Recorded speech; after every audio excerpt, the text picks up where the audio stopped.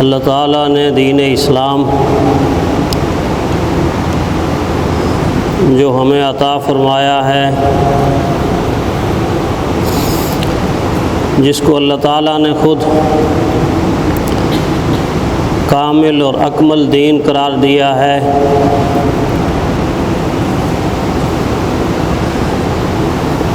یہ دین اور یہ شریعت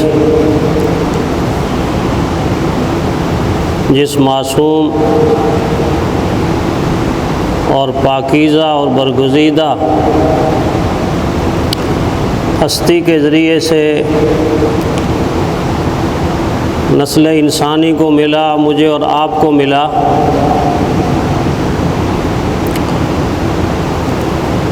اس ہستی کو اللہ تعالیٰ نے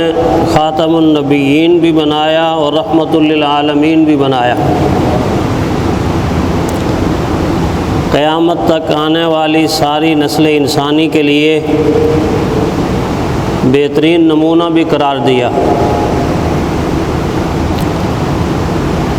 اگر گہرائی کی نظر سے دیکھا جائے تو یوں محسوس ہوتا ہے، یوں لگتا ہے، اور اس طرح کا نتیجہ ہمارے سامنے آتا ہے کہ دین نام ہے پیارے پیغمبر صلی اللہ علیہ وسلم کی اداؤں کا، حضور صلی اللہ علیہ وسلم کی وفاؤں کا، اور رحمت عالم صلی اللہ علیہ وسلم کی مبارک تمناؤں کا، اور آپ صلی اللہ علیہ وسلم کی عادات و اطوار کا، اور حضور صلی اللہ علیہ وسلم کے مبارک اخلاق کا، اور حضور صلی اللہ علیہ وسلم کی زندگی میں موجود اعلیٰ صفات، دیانت کا، شرافت کا، صداقت کا، امانت کا، ایثار کا، قربانی کا نام دین ہے۔ دین میں جو علم کی شعاعیں منور ہوتی ہیں، روشن ہوتی ہیں، ان شعاعوں میں سے رحمت کائنات صلی اللہ علیہ وسلم کا رویہ اور سراپا جھلکتا ہوا نظر آتا۔ آپ کا تشریف فرمانا، آپ کا بیٹھنا، آپ کا اٹھنا، آپ کا چلنا پھرنا، آپ کا آنا جانا، آپ کی گفتگو، ساری کی ساری دین اسلام میں گلاب کے پھول کی طرح تر و تازہ اور سورج کی کرنوں کی طرح روشن نظر آتی۔ گویا تمام کا تمام دین اللہ تعالیٰ کے محبوب کی ذات کے ارد گرد گھومتا ہوا نظر آتا ہے، اور اللہ کی محبوب ذات دین کے خلاصے کے طور پر انسانیت میں چلتی پھرتی نظر آتی۔ اسی لیے امی عائشہ صدیقہ رضی اللہ تعالی عنہا نے پوچھنے والے کے سوال کا جواب یہی دیا تھا کہ جب انہوں نے پوچھا کہ حضور صلی اللہ علیہ وسلم کے معمولات کیا ہیں، تو آپ نے تعجب سے پوچھا قرآن حکیم کی تلاوت نہیں کرتے؟ عرض کیا امی قرآن حکیم کی تلاوت تو ہم کرتے ہیں۔ تو پھر فرمایا کان خلقہ القرآن، حضور صلی اللہ علیہ وسلم کی زندگی کا مبارک ہر ورق قرآن کے ہر ورق کی طرح نکھرا اور بکھرا ہے، اور جو قرآن ہے وہ حضور صلی اللہ علیہ وسلم کی ذات ہے۔ گویا قرآن اللہ تعالیٰ کا خاموش کتاب ہے، اور پیارے پیغمبر صلی اللہ علیہ وسلم اس قرآن کی بولتی ہوئی خوبصورت تصویر ہیں، بولتی ہوئی خوبصورت تصویر ہے۔ اللہ تعالیٰ نے اپنے محبوب کو صرف اپنا محبوب ہی نہیں بنایا بلکہ اس امت کا بھی محبوب بنایا ہے۔ یہ خوش قسمت اور خوش نصیب امت ہے جس کو اپنے نبی کی ذات محبوب ہے، ان کی عادات محبوب ہیں، ان کے اطوار محبوب ہیں، ان کے اخلاق محبوب ہیں، ان کی زندگی محبوب ہے، زندگی کا ہر رویہ محبوب ہے، بلکہ ان کے قدم مبارک میں پہنے ہوئے جوتے اور نالین مبارک بھی محبوب ہیں، اور ان نالین کے ساتھ ملی ہوئی لگی ہوئی مٹی بھی محبوب ہے، اور مٹی کا ہر ذرہ بھی محبوب ہے، مٹی کا ہر ذرہ بھی محبوب ہے۔ اتنا محبوب ہے، اتنا محبوب ہے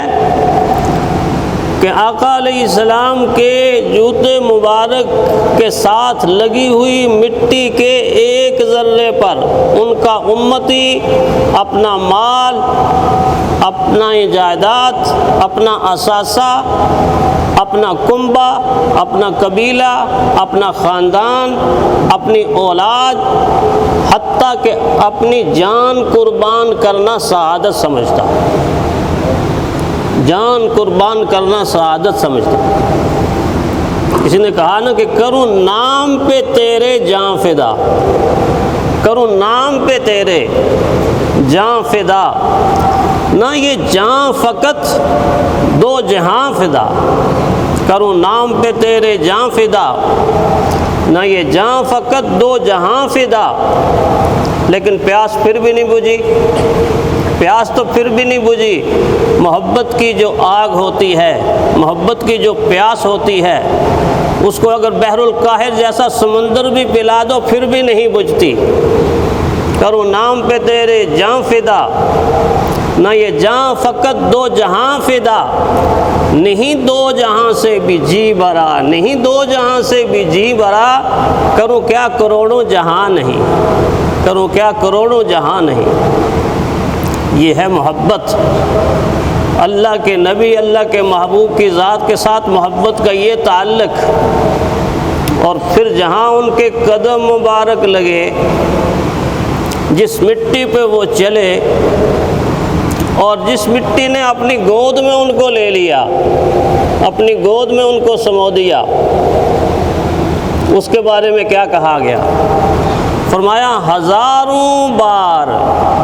ہزاروں بار تجھ پر اے مدینہ میں فدا ہوتا،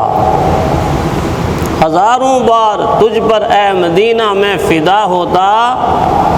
جو بس چلتا تو مر کر بھی نہ تجھ سے میں جدا ہوتا، جو بس چلتا تو مر کر بھی نہ تجھ سے میں جدا ہوتا۔ اس لیے کہ تیری سرزمین کے اوپر آمنہ کے لال کے قدم مبارک لگے، تیری سرزمین کی مٹی خاص مٹی، اس کو یہ اعزاز حاصل ہو گیا کہ وہ حرم سے افضل ہو گئی، بیت اللہ سے افضل ہو گئی، اللہ کے بڑے گھر سے افضل ہو گئی، لو سے افضل ہو گئی، قلم سے افضل ہو گئی، حتیٰ کہ عرش اعظم سے افضل ہو گئی۔ کون سی مٹی؟ جس مٹی کو یہ اعزاز ہے کہ پیارے پیغمبر صلی اللہ علیہ وسلم کے وجود مبارک کے بوسے لیتی، حضور صلی اللہ علیہ وسلم کے رحمت بھرے وجود اور آپ صلی اللہ علیہ وسلم کی ذات کے ساتھ مس ہو گئی، اس کو یہ اعزاز حاصل ہو گیا۔ جو امتی اس قسم کی کمٹمنٹ، اس قسم کا تعلق اور اس قسم کا ربط اپنے نبی کے ساتھ وابستہ کرتے ہیں، وہ کیسے گوارا کر سکتے ہیں کہ کوئی زبان اس ذات کے بارے میں، اس ہستی کے بارے میں اپنی گندی زبان سے گندی گفتگو کا اظہار کرے، لب کشائی کرے، غلاظت پھیلائے، گندگی پھیلائے۔